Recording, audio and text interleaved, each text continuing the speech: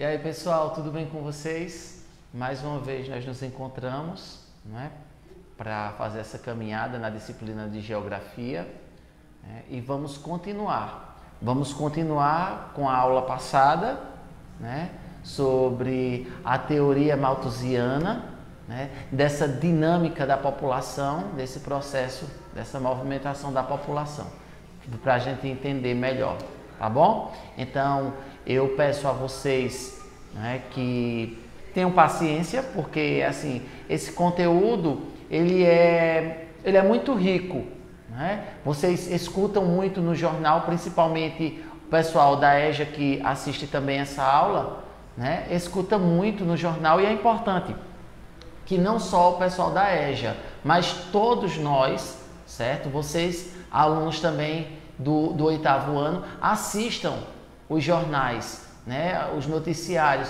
para que vocês possam entender como caminha o país, como está o país. Muita gente cria aquela ideia, né, de que os jornais, os noticiários só mentem, só dizem coisas. Não, eles não podem mentir, eles não podem lançar uma mentira. E quando nós sabemos que hoje, né, com toda a tecnologia que existe, tudo que aparece de mentira normalmente é desmascarado, é mostrado, é provado que não é verídico. Então, é importante que nós estejamos atentos, né, às informações que nos são passadas, tá certo? Então, pelo slide, que é um pouquinho cansativo, que vocês acompanham, mas é um dos instrumentos que eu trago para vocês, para que vocês possam dinamizar, e não ficar olhando muito para a cara do professor, né? O professor não é muito bonito. Se o professor fosse bonito, aí vale a pena. Mas, enquanto isso, nós vamos olhando os slides, tá bom? Então, vamos lá? Vamos acompanhar os nossos slides? Então, a dinâmica da população mundial de acordo com as teorias populacionais. Vamos falar sobre a teoria malthusiana, dentro dessas teorias demográficas, certo? Nós já falamos sobre essa teoria, demos uma pincelada na aula passada. Vamos mais uma vez retomar para que a gente possa entender melhor. Conforme seu estudo, né, Malthus, assim conhecido, o estudo dele, o ensaio sobre o princípio da população, o princípio, o início lá da população, quando a população no Brasil começou, né? Lá, segundo o estudo dele, a população não só no Brasil, mas no mundo inteiro, né? Segundo o estudo dele, afirmou que a população mundial, ela crescia em um ritmo rápido, comparado por ele a uma progressão geométrica. Como é que acontece uma progressão geométrica? Vejam aí, esses termos técnicos matemáticos o professor não vai explicar, se aprofundar muito, mas vocês podem usar essa noção de 1 para 2, de 2 já dobra para 4, de 4 dobra para 8, de 8, 16, então, ou seja, seria numa progressão geométrica, sempre o dobro, né? Então a população vai crescendo dessa forma. Nós podemos perceber com essa pandemia que está acontecendo do coronavírus, que há essa progressão geométrica sobre a disseminação do vírus. É um exemplo que o professor está dando, né? Que há essa disseminação. Por quê? Porque também é referente à população. Então, a disseminação, ela acontece também nessa proporção, nessa progressão geométrica. Uma pessoa se contamina e passa para duas. Duas pessoas estando contaminadas, cada uma vai passar mais para mais duas. E assim 4 pessoas já vão, e essa ramificação vai crescendo. A mesma coisa se dá à teoria malthusiana, né? Malthus, ele quis dizer exatamente isso, que a população ela cresce dessa maneira, né? Uma pessoa ela tem um filho ou 2 filhos. Ela tendo 2 filhos, então esses 2 filhos, eles vão ter posteriormente mais 2 filhos. Esses 2 filhos, eles vão ter mais, cada um vai ter mais 2, assim totalizando do 8 e assim sucessivamente. não é? Sempre a população vai ter esse crescimento. E a produção de alimentos, porque o ser humano ele precisa se alimentar. Então, é necessário produzir. E a produção de alimentos, ela crescia em um ritmo mais lento do que a produção da população, do que o crescimento da população. Então, a produção de alimentos, ela crescia de maneira aritmética, como 1, 2, 3, 4, 5, ou seja, ela não dobrava, né? Então, vejam o pulo. Então, enquanto se produzia alimentos para 5 pessoas, não é? Existia já a produção de 32 pessoas. Então, ou seja, 27 pessoas estariam sem alimentos. Então, essa foi a primeira teoria, a teoria de Malthus, né? A conhecida, a chamada teoria malthusiana. Ele concluiu que, sendo assim, faltaria alimentos para todos os habitantes da Terra, não é? Então, críticas a essa tese dele, essa tese central dele, são apresentadas. Por exemplo, ele não considerou os avanços tecnológicos, porque na época dele não existia tanta tecnologia, o avanço que nós temos nos dias atuais, né? Como vocês podem ver. Talvez vocês vendo esse vídeo, vocês vão lembrar da última aula.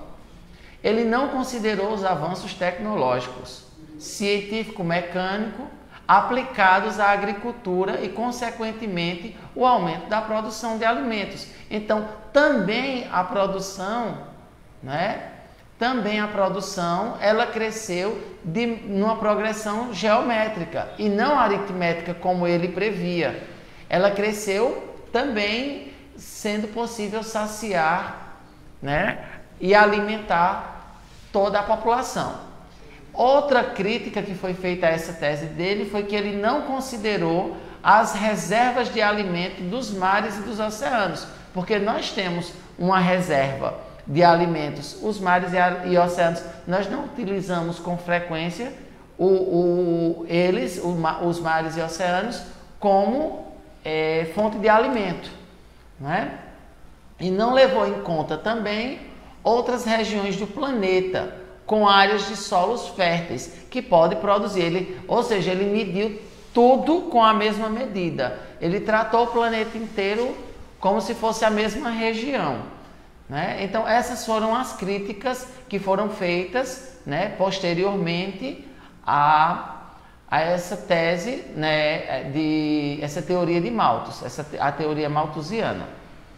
Aí vocês podem ver a primeira à esquerda, nessa primeira imagem, uma colheitadeira de grãos no Brasil, né? Eles colhendo grãos. E depois, na outra imagem, uma irrigação por pivô central em um campo de algodão. Então, vejam aí o avanço da tecnologia. Então, as máquinas hoje, elas praticamente predominam, não é? Então, mas aí o que o neomalthusianismo alegou, né? O acelerado crescimento da população mundial após a Segunda Guerra Mundial, ele é menor nos países mais desenvolvidos economicamente. Então, esse crescimento ele é menor nos países desenvolvidos depois da Segunda Guerra Mundial e maior nos países menos desenvolvidos, não é? O Brasil ele está aí no meio, né? Ele está aí no meio. Mas, por exemplo, nós temos países africanos que não são desenvolvidos, né? São exemplos de países não desenvolvidos. Então, tende a ter um crescimento maior da população. E com isso aumenta as doenças, aumenta a fome, aumenta a miséria, né? Eu não gosto muito de falar em miséria não, porque miséria acredito que é aquela pessoa que não tem nem a dignidade. Mas essas pessoas elas não têm realmente o que comer nem como viver, não é? Então, com a redução da taxa de mortalidade, né, por conta da produção de vacinas, né? então fez com que a população mundial crescesse. Né? Então, a criação, a descoberta, né, de antibióticos, das vacinas, o saneamento básico também, né? Porque com o saneamento básico, então, nós não temos contato com a urina, o ser humano não tem contato com a urina nem com as fezes, e com isso não provoca nenhum tipo de doença para aumentar o índice de mortalidade. Então, com isso, a população começou a crescer gradativamente. Certo?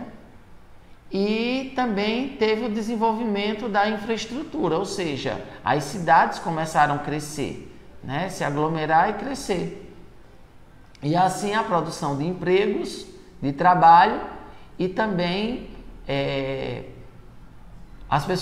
a economia começou a girar e as pessoas podem, assim, trabalhando também se alimentar e ter uma vida mais estável. Um grande percentual, outra característica é um grande percentual de jovens nos países periféricos ou menos desenvolvidos trará sérios encargos econômicos com essa mão de obra.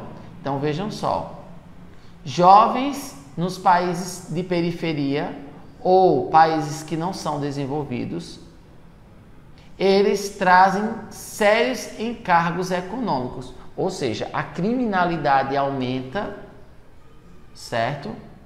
Porque os jovens, eu expliquei até na última aula a vocês, que os jovens, quando eles querem comprar um tênis e não tem, eles tendem a roubar. Mas nós sabemos que roubando, nós só temos dois caminhos, ou a cadeia ou o cemitério, né? Então, não tem outro viés. Então, temos que passar por isso. Mas os jovens, eles tendem a isso, porque o país de periferia, um país periférico, ou um país que não tem desenvolvimento, ele tende a ter uma desorganização. E os jovens, como é que eu posso dizer?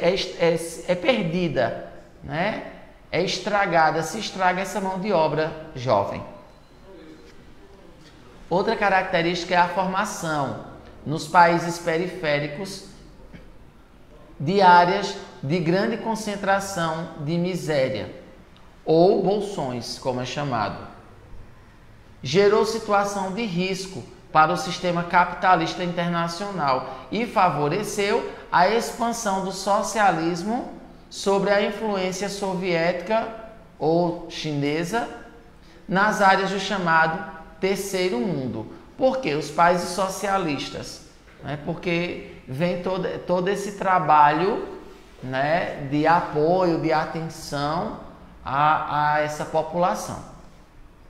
Então, vamos entender agora a ideia central dessa teoria de Malthus, né? Então, a preocupação é o excesso de gente, certo? O excesso de pessoas, a explosão demográfica, né? A explosão quer dizer assim, que não vai ter um crescimento gradual equilibrado de pessoas, onde nasce pessoas e morrem pessoas, mas, ou seja, a explosão, o crescimento, a natalidade vai ser bem maior, certo? Isso onde?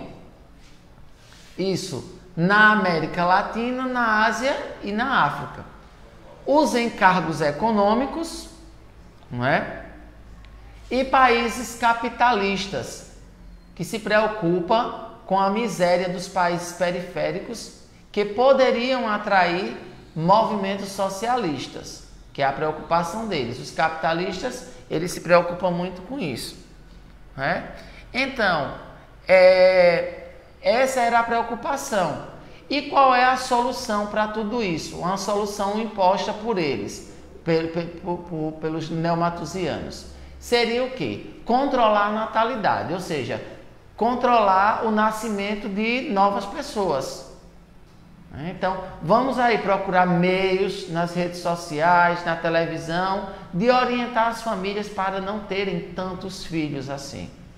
Não permitir o aborto ilegal, né? A esterilização em massa de mulheres, ou seja, podar para que elas não possam mais ter filhos, e laqueaduras e ligamentos de trompas. né, que faz parte desse processo de esterilização, né?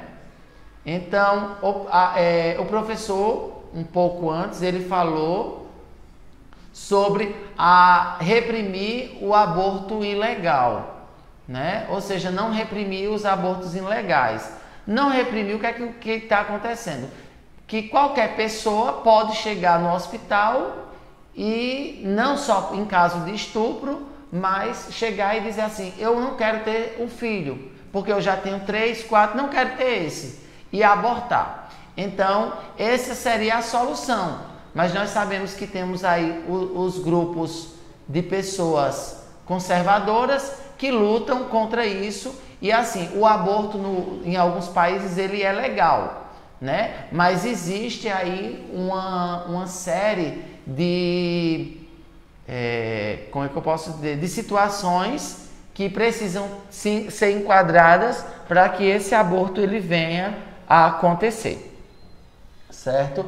Então, segundo essa tese central, um rápido crescimento populacional seria um obstáculo ao desenvolvimento econômico de um país, acarretando sérios problemas de pobreza, de fome e miséria, ligadas a elevadas taxas de natalidade, né? Ou seja, crescendo muita gente, nascendo muita gente e não morrendo, sendo assim a população cresceria demais, não teria alimento e trabalho para todo mundo e com isso haveria essa desigualdade social, né? O aumento da pobreza, da fome e da miséria, certo? Então, aí nós temos alguns métodos, né, contraceptivos, né? Vocês que estão no 8º ano e vocês que são da 4ª fase da EJA podem e talvez até já conheçam alguns desses métodos, né? Então, um deles é o oral, né? Que são os comprimidos, né? Para não ter filho. Então, vejam só como essa teoria ela influenciou, né? Então, um deles é o oral. Nesse segundo desenho, vocês podem ver um desenho esquemático dos órgãos reprodutivo feminino, né? Que seria a esterilização, né? A esterilização de algumas mulheres e também de alguns homens para não terem filhos. A camisinha, não é? Temos aí esse outro método que é um ortoervas, que é uma espécie de um adesivo contraceptivo, e também a vasectomia, que também é uma esterilização do homem, né? E o preservativo feminino, né? Que é uma espécie de um anel que é colocado interiormente. Existe o de cima, que vocês podem ver do lado direito, o preservativo masculino, e o de baixo o feminino, tá certo? Então, esses seriam os métodos para diminuir ou controlar, né, a natalidade, né, o índice de natalidade e assim essa explosão demográfica. Então, teorias reformistas, ou conhecidas também como teorias marxistas. Os reformistas ou marxistas, como falamos, que defendem teorias demográficas marxistas, ao contrário dos neomatusianos, eles consideram a própria miséria como sendo a responsável pelo aceleramento do crescimento da população. Então, quanto mais miséria no mundo, quanto mais pobreza, mais haverá esse crescimento. Por quê? Porque essas pessoas elas não têm formação, elas não se informam, elas muitas vezes elas não têm nem o que comer, quanto mais uma televisão, acesso à escola, à orientação, né? Vocês podem observar nesse mapa mundo aí alguns países, né, pela cor do gráfico. Então os que estão de azul são os países desenvolvidos, subdesenvolvidos estão de amarelo e alguns países pobres, né, que se destacam aí no mapa. o que é que os marxistas eles defendem? Né? Eles defendem a necessidade de reformas socioeconômicas que permitam a elevação do padrão de vida. Né? Então, é necessário, né, algumas reformas para que a economia ela seja equilibrada e dividida igualitariamente para todas as pessoas, né? Para que haja essa elevação de um padrão de vida. Né? Por exemplo, eu vou dar um exemplo bem mais concreto para que vocês entendam. Se vocês forem morar em outro estado, por exemplo, lá vocês podem estranhar o valor das coisas. Como, por exemplo, comprar um alimento, né?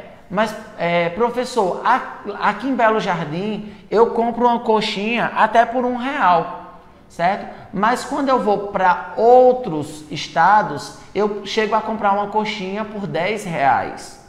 Então, para que vocês percebam que a economia, ela varia muito de realidade e de regiões, tá certo? Então, uma das coisas que os marxistas defendem é isso, essa reforma socioeconômica que tenha esse padrão de vida, todo mundo tem esse padrão de vida igualitário, né? Outra coisa seria a melhoria da distribuição de renda de alimentos, né? Então, que os alimentos eles fossem distribuídos de maneira igual para o país inteiro, né? Porque nós sabemos que algumas regiões do país são distribuídos alguns alimentos, né, de segunda escala, de que a gente costuma falar, né? Que são alimentos que não são bem desenvolvidos, que não são de boa qualidade. Então, os que são de qualidade, eles são selecionados e vão para uma determinada região onde o custo de vida lá é mais alto. E onde o custo de vida é menos elevado, então vai aqueles alimentos que são bons para ser consumidos, porém eles são de baixa qualidade.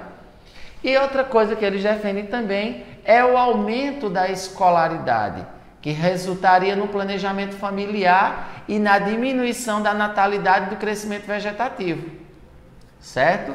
Então, ou seja, vejam a importância da escola aí, nesse eixo, para os marxistas, né? As pessoas estudando, as pessoas sendo informadas, então altamente elas refletiriam e fariam assim um planejamento familiar. Não teriam mais 10, 12, 20 filhos, e sim, hoje teriam o quê? 1 ou 2 filhos, e com isso aconteceria essa organização. Então é isso que os marxistas defendem.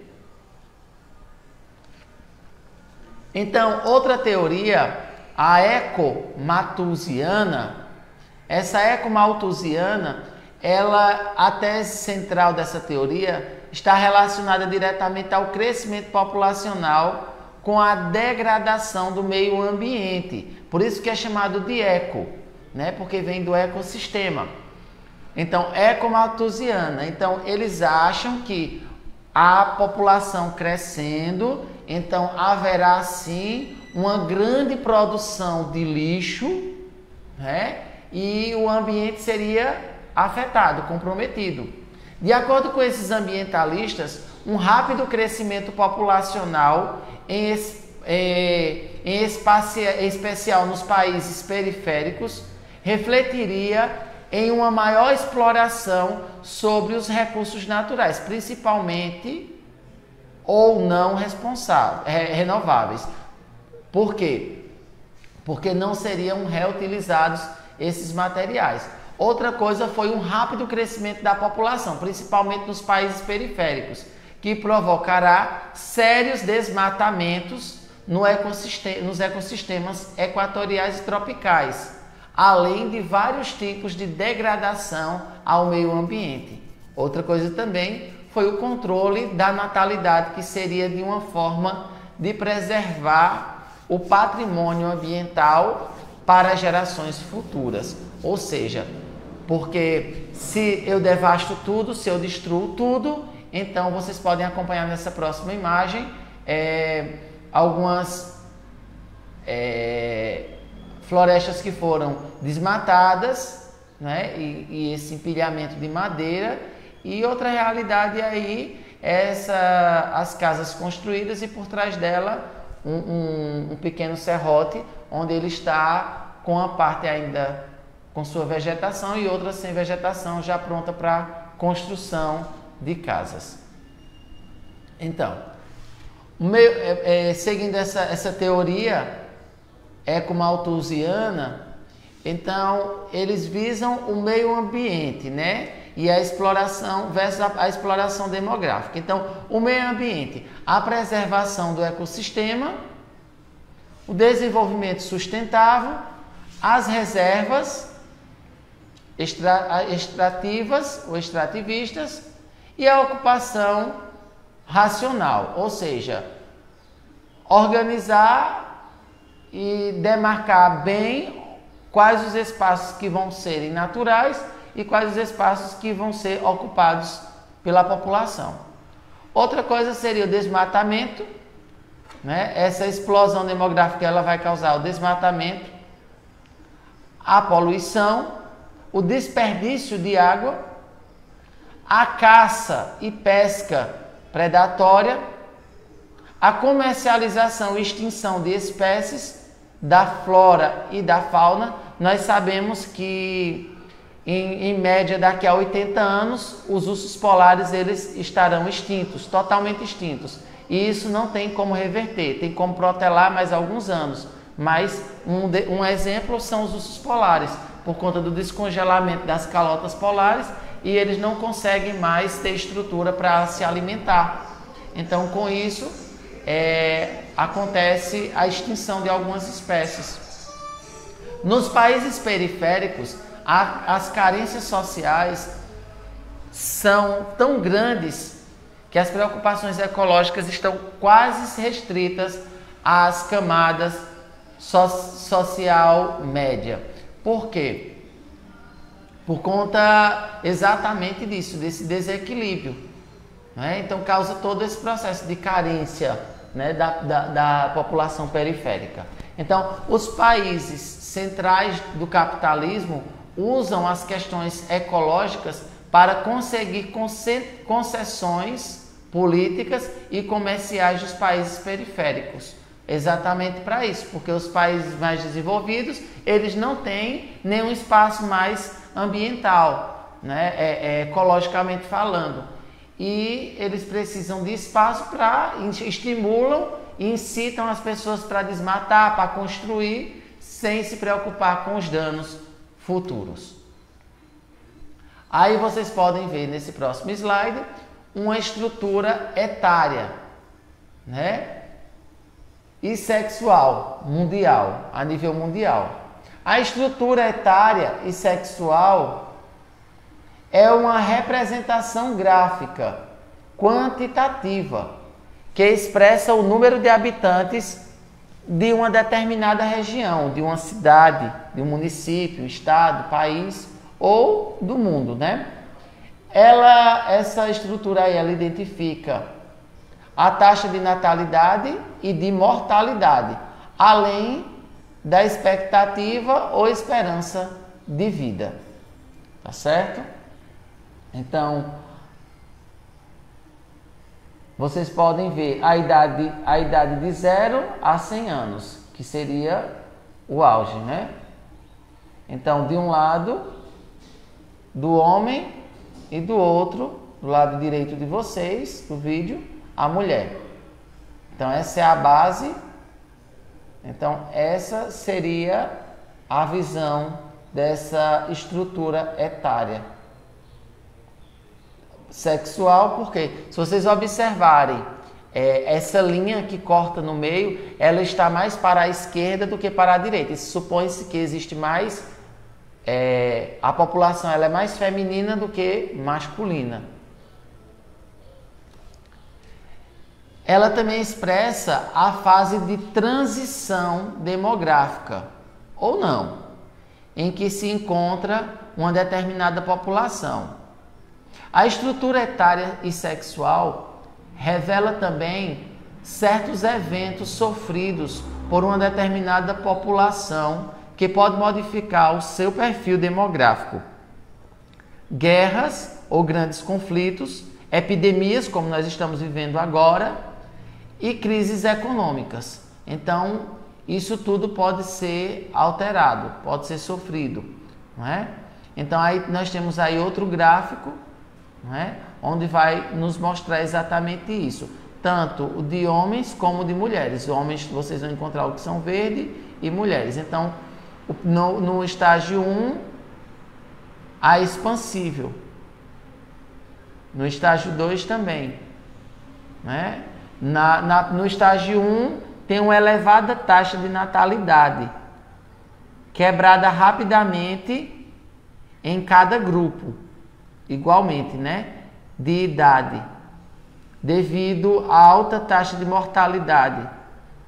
Então, essa é a expectativa de uma vida curta. Já na segunda, uma elevada taxa de natalidade, quebrada na taxa de mortalidade. Certo? Então, ela vai com essas expectativas de vida, ela também é um pouco maior, né, nesse estágio aí. Já olhando por esse ângulo aí estacionário, certo? Olhando por esse ângulo do estágio 3, estacionário, seria o quê? A taxa de natalidade em declínio, porque ela sobe e depois ela vai descer, não é? Uma baixa taxa de mortalidade, mais pessoas vivendo a velhice. E na baixa taxa de natalidade do contratante, do estágio 4, seriam uma baixa taxa teria uma taxa de natalidade, uma baixa taxa de natalidade e uma baixa taxa de mortalidade. E uma maior taxa de dependência, de expectativa de vida. A forma de estrutura etária e sexual de um determinado país está associada ao grau de desenvolvimento ou subdesenvolvimento. As modificações que ocorrem com o passar dos anos de uma estrutura etária e sexual revelam a sua tendência demográfica. A estrutura etária e sexual tem reflexos importantes na economia e na sociedade. Então, eis a importância dos gráficos e estar acompanhando. Vocês estão vendo aí esses gráficos para que vocês possam entender. De um lado os homens, de um lado as mulheres. E vai variando a cor de acordo com a idade. Né? Então, se vocês observarem entre 20 e 24 anos, né? Então vejam que a maior população é entre 20 e 24 anos. Depois ela vai tendo um declínio. Quando chega nos 80, ela diminui. Né? Então, os movimentos migratórios mundiais referem-se aos deslocamentos da população dentro de um determinado espaço geográfico de um mesmo país ou dentre outros países. E trata-se de um importante componente da dinâmica demográfica mundial. As migrações elas estão se constituindo no elemento mais importante da vida de grandes contingentes populacionais, podendo ocorrer de uma forma espontânea ou de uma forma forçada. A migração forçada, ela corresponde aos deslocamentos que são realizados involuntariamente pelos habitantes de uma região, como o que aconteceu como por exemplo, né, o que ocorreram entre os séculos do século XVI ao século XIX, devido ao tráfico negreiro, que transferiu por meio da força, né, por isso que é a migração forçada, mais de 40 milhões de habitantes do continente africano, principalmente para a América colonial. E a migração espontânea dizem respeito aos deslocamentos realizados voluntariamente, ou seja, não é forçado, é voluntário, pelos habitantes de uma determinada região, que desejam viver em outras regiões, como que aconteceu durante o século XIX para o século XX e parte do século XX, quando mais de 60 milhões de habitantes do continente europeu migraram para os continentes americanos. Né? Como nós sabemos que aqui no Brasil mesmo vieram bastante. Muitos europeus vieram para aqui no final do século XIX para os meados do século XX.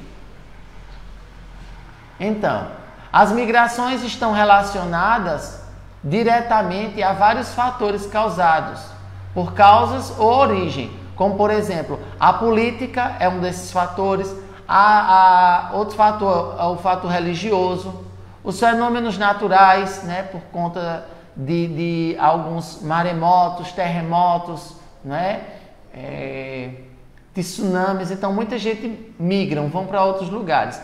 A economia, a questão social, as étnicas, culturais e também psicológicas. As pessoas mudam de regiões para tentar viver melhor e ter uma boa qualidade de vida. As migrações, elas podem ser externas ou internacionais. Tá certo? Elas correspondem às que ocorrem de um determinado país para o outro, sem retorno, né? Migrações externas ou internacionais. E as migrações internas ou regionais, elas correspondem ao deslocamento humano dentro de um mesmo país, de um estado para outro, de uma cidade para outra, de uma comunidade para outra. Qualquer deslocamento populacional, ele traz consequências demográficas nas regiões de atração, com o aumento do contingente populacional, enquanto nas regiões de repulsão ocorre uma redução do contingente populacional. Então, pessoal, eu deixo para vocês aí esse diagnóstico do conhecimento, essas atividades, onde vocês, aí no final do vídeo, né, poderão acompanhar e poderão, respondendo assim, repassarem, fotografarem e repassarem para o professor de vocês. Fica para vocês essa lembrança de que vocês devem ser responsáveis, né, por essas aulas remotas, devem ter consciência. Eu peço que vocês tenham essa consciência, que os pais também ajudem, vocês da EJA também não se desmotivem, não desistam, né, porque estamos passando, estamos superando, né, e vamos passar. Com a graça de Deus, todos nós vamos passar por isso e daqui a pouco nós vamos nos encontrar mais uma vez, reencontrar nossos amigos, nossos professores. Então, vamos aproveitar esse momento de aprender em casa, de conhecer o mundo de casa, né? Por conta das nossas tecnologias. Eu sei que alguns de vocês não têm todo esse desenvolvimento tecnológico em casa, mas a gente dá um jeitinho e a gente consegue chegar lá. Vamos fazer a nossa parte, o nosso esforço, tá bom? Então, um abraço para vocês e fiquem com Deus.